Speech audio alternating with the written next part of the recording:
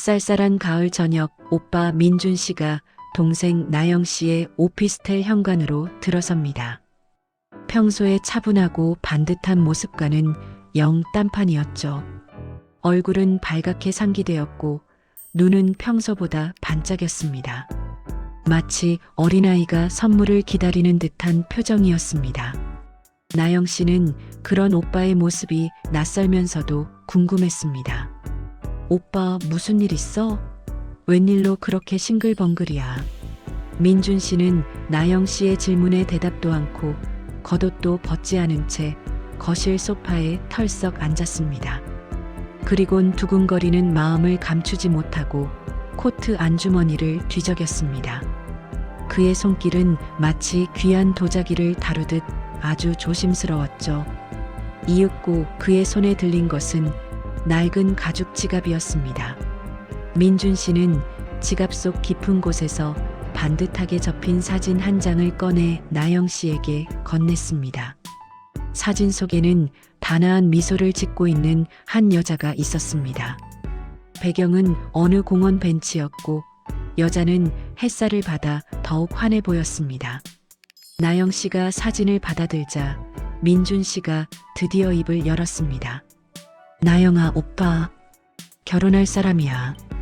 이름은 윤소라. 목소리가 살짝 떨리고 있었습니다. 민준 씨는 나영 씨가 대답할 틈도 주지 않고 소라라는 여자가 얼마나 대단한 사람인지 설명하기 시작했습니다. 두 사람이 봉사활동에서 처음 만났다는 이야기는 마치 영화 속 한 장면 같았습니다. 어려운 사람을 돕는 따뜻한 마음씨, 현명하고 사려 깊은 말투, 나무랄 데 없는 집안까지 민준 씨의 입에서 나오는 칭찬은 끝이 없었습니다. 나영 씨는 부모님을 일찍 여의고 오직 자신 하나만 바라보며 헌신했던 오빠를 떠올렸습니다. 그랬던 오빠가 저렇게 행복해하는 모습을 보니 나영 씨의 마음도 덩달아 따뜻해졌습니다. 그래서 오빠의 이야기에 연신 고개를 끄덕이며 진심으로 기뻐해 주었죠.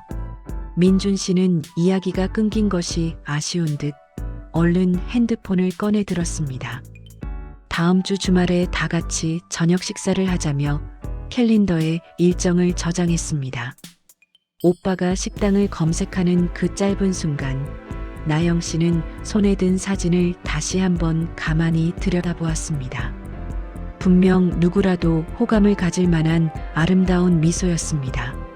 하지만 어쩐지 그 완벽하게 대칭을 이룬 입꼬리와 조금도 찡그려지지 않은 눈매가 조금 부자연스럽게 느껴졌습니다. 마치 오랜 연습 끝에 완성된 가장 완벽한 표정을 짓고 있는 것 같았죠. 나영 씨는 이 불길한 예감을 애써 지웠습니다. 오빠가 저렇게 좋아하는데 자신이 괜한 걱정을 하는 것이라 생각했죠. 오빠가 돌아간 늦은 밤, 나영 씨는 잠자리에 들기 전 그 사진을 다시 꺼내 보았습니다. 사진 속 소라 씨는 여전히 완벽한 미소로 나영 씨를 바라보고 있었습니다. 약속 장소인 고급 한정식 집에 도착하니 윤소라 씨가 먼저 와 있었습니다. 단정한 원피스 차림으로 창가 자리에 앉아 있는 모습은 마치 잘 그린 그림 같았죠. 나영 씨와 민준 씨를 발견한 그녀는 환한 미소로 자리에서 일어났습니다. 민준 씨, 나영 씨, 어서 와요. 좀 기다렸어요. 그녀의 목소리는 맑고 상냥했습니다. 자리에 앉자마자 소라 씨는 쑥스러운 듯 작은 쇼핑백을 나영 씨에게 건넸습니다.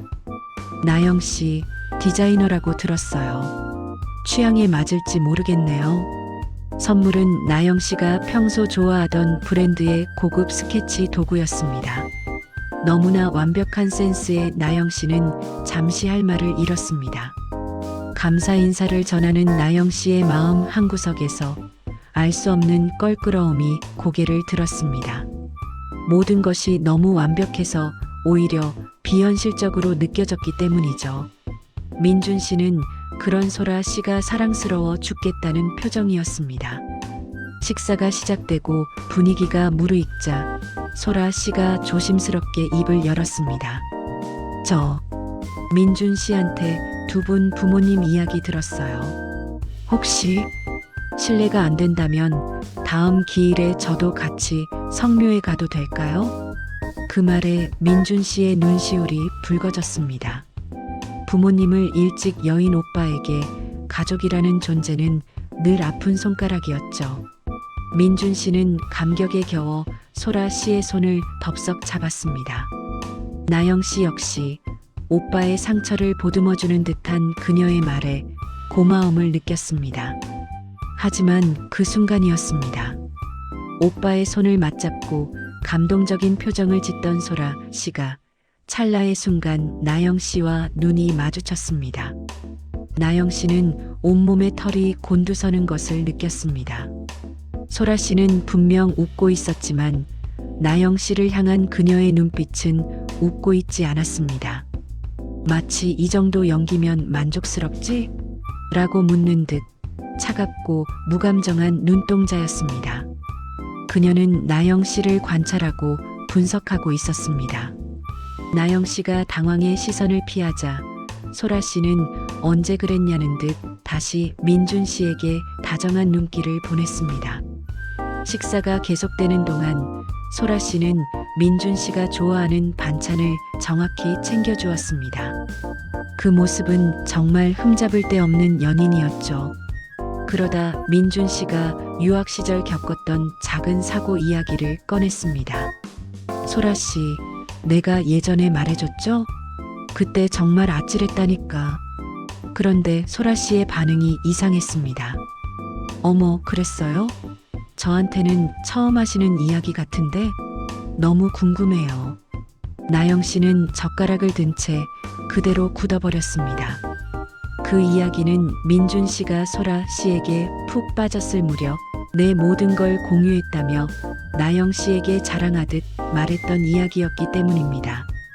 분명히 오빠는 소라 씨에게 그 말을 했었습니다. 하지만 소라 씨의 표정은 너무나 순진무구했습니다. 마치 정말로 처음 듣는 이야기라는 듯 호기심으로 반짝였죠. 나영 씨는 등줄기에 식은땀이 흐르는 것을 느꼈습니다. 완벽한 예비 새언니라는 가면 뒤에 숨겨진 소름 끼치는 무언가와 마주한 기분이었습니다. 며칠 뒤 나영 씨는 민준 씨의 부탁으로 소라 씨와 단둘이 만나게 되었습니다. 신혼집에 들릴 가구를 함께 봐달라는 것이었죠. 백화점 가구 매장은 밝고 따뜻한 조명으로 가득했습니다. 소라 씨는 이곳에서도 흠잡을 데 없이 완벽했습니다. 그녀는 나영 씨의 취향을 세심하게 물어보며 마치 친동생을 챙기듯 다정하게 굴었습니다. 나영 씨는 지난번의 위화감을 애써 누르며 그녀의 장단에 맞추려 노력했죠. 나영 씨는 이런 원목 느낌 좋아하세요? 민준 씨는 밝은색 가구가 좋다고 하던데 그렇게 한창 가구를 둘러보던 중이었습니다. 한 아이가 아이스크림을 든 채 뛰놀다가 그만 소라 씨와 부딪히고 말았습니다. 갈색 초콜릿 아이스크림이 소라 씨의 하얀 원피스에 끔찍한 얼룩을 만들었죠. 아이가 놀라 울음을 터뜨리고 아이 엄마가 사색이 되어 달려왔습니다. 정말 죄송합니다. 어떡하죠? 세탁비라도. 아이 엄마가 어쩔 줄 몰라 하며 연신 고개를 숙였습니다. 모두가 소라 씨의 반응을 주목하는 순간이었죠. 소라 씨는 1초의 망설임도 없이 그야말로 천사 같은 미소를 지었습니다. 어머, 괜찮아요. 아이가 더 놀랐겠어요.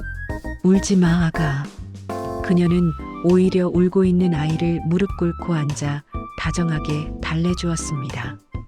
그리고 아이 엄마에게는 물티슈를 건네며 얼른 아이부터 챙기라고 말했죠. 그 모습은 누가 봐도 완벽하게 선하고 관대한 사람이었습니다. 민준 씨가 이 광경을 봤다면 또 한 번 반했을 겁니다. 하지만 나영 씨는 그 완벽한 대처에 오히려 등골이 서늘해지는 것을 느꼈습니다. 저것은 반응이 아니라 가장 모범적인 답안을 연기하는 것처럼 보였기 때문입니다. 소라 씨는 옷을 정리하겠다며 잠시 화장실로 향했습니다. 나영 씨는 홀린 듯 자석에 이끌리듯 그녀의 뒤를 따랐습니다.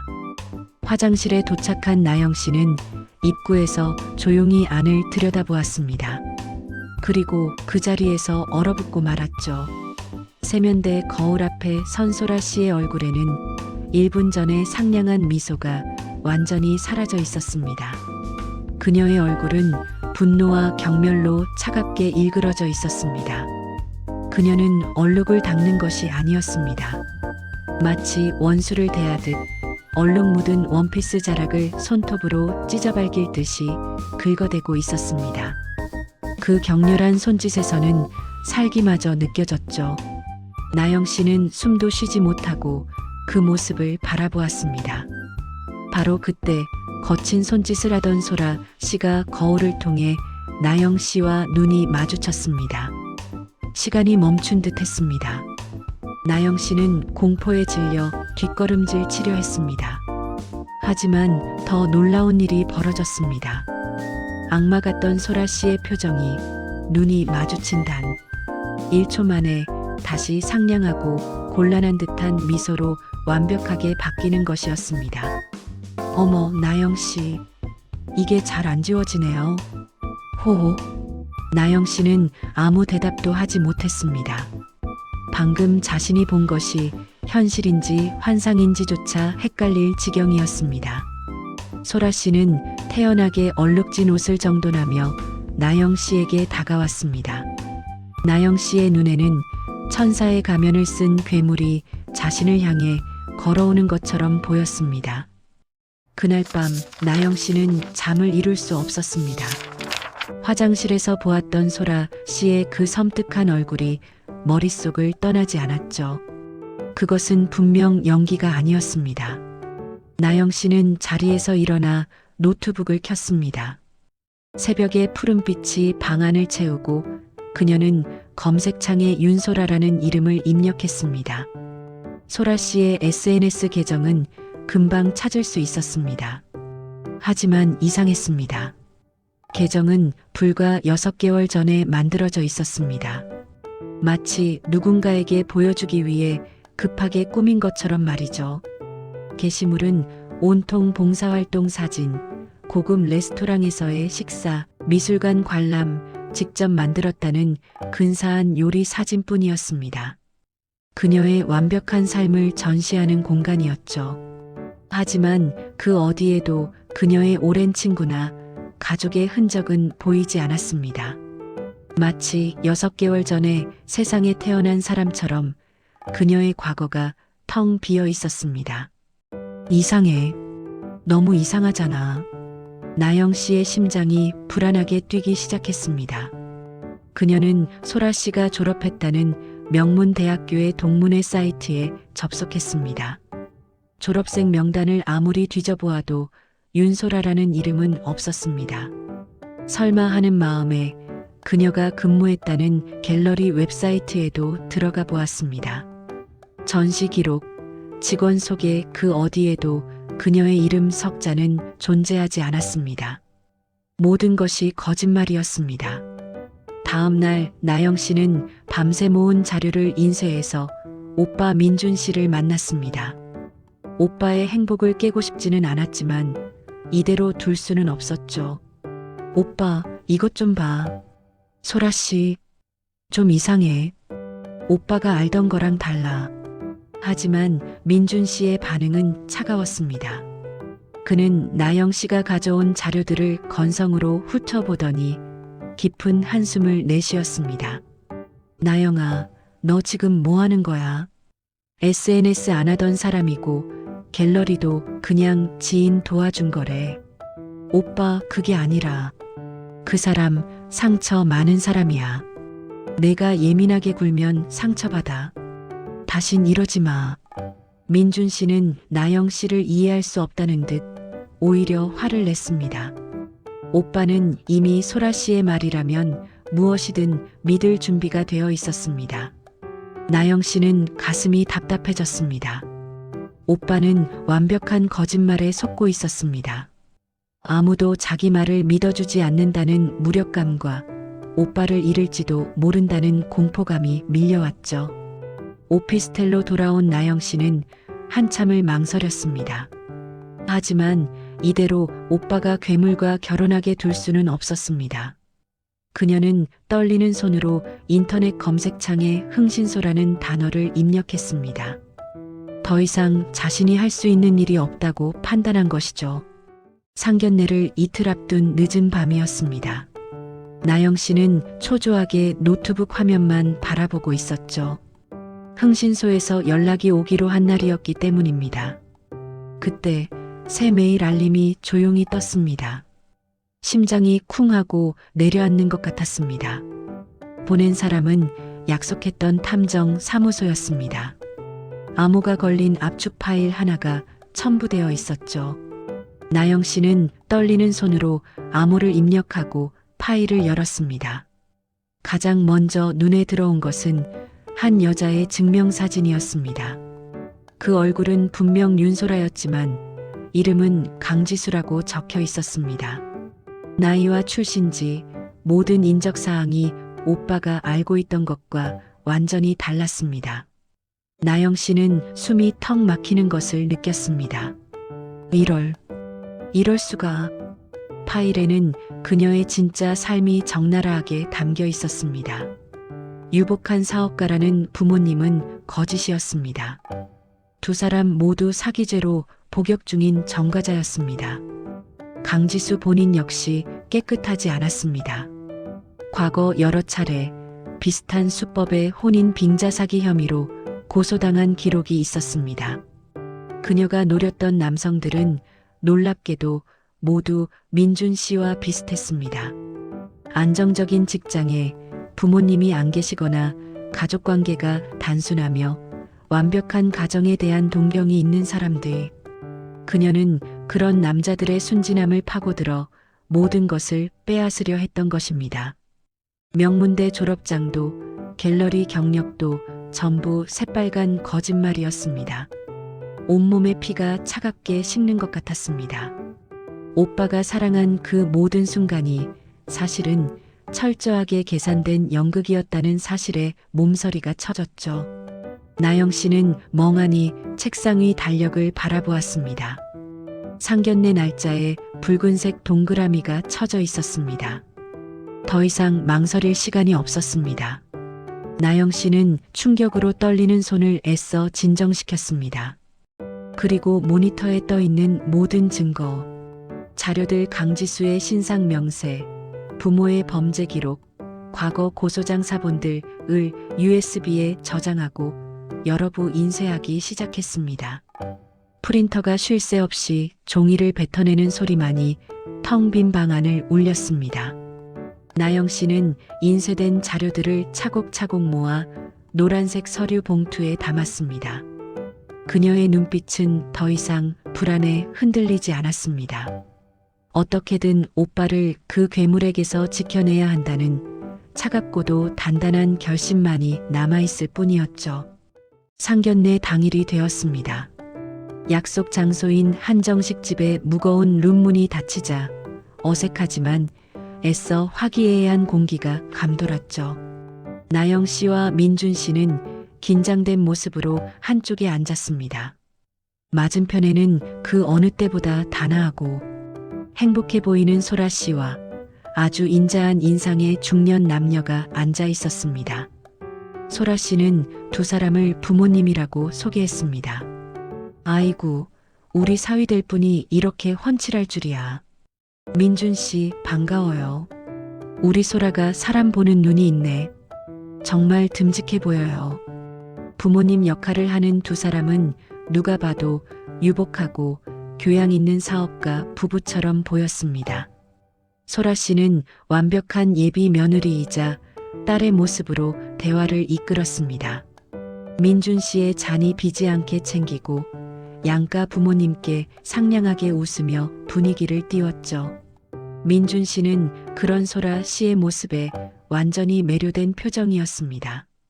그는 자신이 오랫동안 꿈꿔왔던 완전한 가족의 그림이 드디어 완성되었다고 생각하는 듯 했습니다. 하지만 나영 씨는 그 모든 것이 잘 짜인 연극이라는 것을 알고 있었습니다. 웃고 있는 사람들 틈에서 나영 씨는 웃을 수도 울 수도 없었습니다. 테이블 아래 그녀의 무릎 위에는 어젯밤 밤새 준비한 노란 서류 봉투가 놓여 있었죠. 그 봉투의 묵직한 무게가 나영 씨의 마음을 짓눌렀습니다. 오빠의 저 행복한 얼굴을 자기 손으로 깨뜨려야 한다는 사실이 너무나 고통스러웠습니다. 바로 그때 소라 씨의 아버지가 헛기침을 한 번 하더니 아주 만족스러운 얼굴로 입을 열었습니다. 민준 군, 우리가 작은 갤러리를 하나 운영하고 있는데 혹시 결혼하면 자네가 맡아서 운영해 볼 생각 없나? 이건 예상치 못했던 제안이었습니다. 민준 씨는 눈이 동그래지며 감격한 표정을 감추지 못했습니다. 자신을 이토록 믿어준다는 사실에 어쩔 줄 몰라 했죠. 소라 씨는 그런 민준 씨를 바라보며 아주 깊고 만족스러운 미소를 지었습니다. 모든 것이 자신의 계획대로 완벽하게 흘러가고 있다는 승리자의 미소였습니다. 나영 씨는 그 미소를 놓치지 않았습니다. 바로 저 미소였습니다. 화장실에서 보았던 그 차가운 얼굴과 겹쳐 보였죠. 더 이상 망설일 수 없었습니다. 나영 씨는 심호흡을 한번 깊게 내쉬었습니다. 그리고 테이블 아래에 있던 노란 서류 봉투를 조용히 하지만 단호하게 테이블 위로 꺼내 올렸습니다. 달그락하고 봉투가 찻잔에 부딪히는 작은 소리에 방 안의 모든 시선이 나영 씨에게로 향했습니다. 노란 서류 봉투가 테이블 위에 올라오자 방 안의 모든 소리가 일순간 멈췄습니다. 따뜻하게 흐르던 공기가 얼음장처럼 차갑게 식어내렸죠. 민준 씨가 당황과 약간의 짜증이 섞인 표정으로 입을 열었습니다. 나영아, 너 지금 뭐 하는 거야? 분위기 좋게. 하지만 나영 씨는 오빠의 말에 대답하지 않았습니다. 지금 오빠의 얼굴을 보면 애써 다잡은 마음이 약해질 것만 같았기 때문이죠. 나영 씨는 그저 맞은편에 앉은 소라 씨의 눈을 똑바로 쳐다보았습니다. 그녀는 봉투를 열어 안에 서류들을 꺼내 들었습니다. 소라 씨, 아니 강지수 씨. 나영 씨의 입에서 나온 낯선 이름에 민준 씨의 표정이 굳어버렸습니다. 소라 씨의 완벽했던 미소에도 처음으로 미세한 균열이 생겼죠. 양옆에 앉아있던 가짜 부모는 불안한 듯 서로 눈치를 보기 시작했습니다. 나영 씨는 준비한 서류들을 테이블 위로 밀어 흩뿌렸습니다. 사진들, 강지수라는 이름이 적힌 신분증 사본, 그리고 그녀의 진짜 부모님이 사기죄로 복역 중이라는 기록까지. 음식 접시들 사이로 흩어진 종이 조각들을 민준 씨가 멍하니 바라보았습니다. 그는 사기, 피소, 복역 중 같은 낯선 단어들을 이해하려는 듯 눈동자를 굴렸습니다. 바로 그때 소라 씨가 무너지는 듯한 표정을 지었습니다. 그녀의 눈에 금세 눈물이 차올랐죠. 나영 씨, 어떻게 나한테? 민준 씨, 나영 씨가 날 오해하나 봐요. 떨리는 목소리로 울먹이며 그녀는 민준 씨에게 매달렸습니다. 민준 씨는 무너져 오는 약혼녀와 차갑게 식은 동생 사이에서 어쩔 줄 몰라 했습니다. 그것이 강지수의 마지막 연기였습니다. 나영 씨는 흔들림 없이 마지막 서류 한 장을 집어들었습니다. 여기 이 두 분은 소라 씨 부모님이 아니시죠? 나영 씨가 가짜 부모를 가리키며 말했습니다. 그리고 그들의 얼굴 사진이 담긴 극단 배우 프로필을 테이블 중앙에 던졌습니다. 이분들은 고용된 배우들입니다. 그렇죠, 강지수 씨? 그 말이 결정타였습니다. 방금까지 서럽게 울며 민준 씨를 붙잡던 강지수 씨의 울음이 거짓말처럼 뚝 그쳤습니다. 그녀의 눈에 고여있던 눈물도 순식간에 사라졌습니다. 그녀는 천천히 고개를 들어 나영 씨를 바라보았습니다. 슬픔으로 일그러졌던 얼굴은 온데간데없고 차갑고 무표정한 얼굴만이 남아 있었죠. 이윽고 그녀의 입꼬리가 경멸하듯 비틀려 올라갔습니다. 그래서 그게 뭐? 목소리마저 완전히 다른 사람이었습니다. 상냥하고 맑던 톤은 사라지고 날카롭고 차가운 본래의 목소리였죠. 방 안의 모든 시간이 멈춘 듯 했습니다. 완벽했던 가면이 드디어 벗겨지는 순간이었습니다. 강지수 씨의 그 차가운 한마디에 방 안의 모든 연극이 끝났습니다. 가장 먼저 반응한 것은 고용되었던 배우들이었죠. 부모 역할을 하던 두 사람은 더 이상 이곳에 있다간 큰일이라도 날 것처럼 황급히 짐을 챙겼습니다. 그들은 나영 씨와 민준 씨의 눈도 마주치지 못하고 도망치듯 룸을 빠져나갔습니다.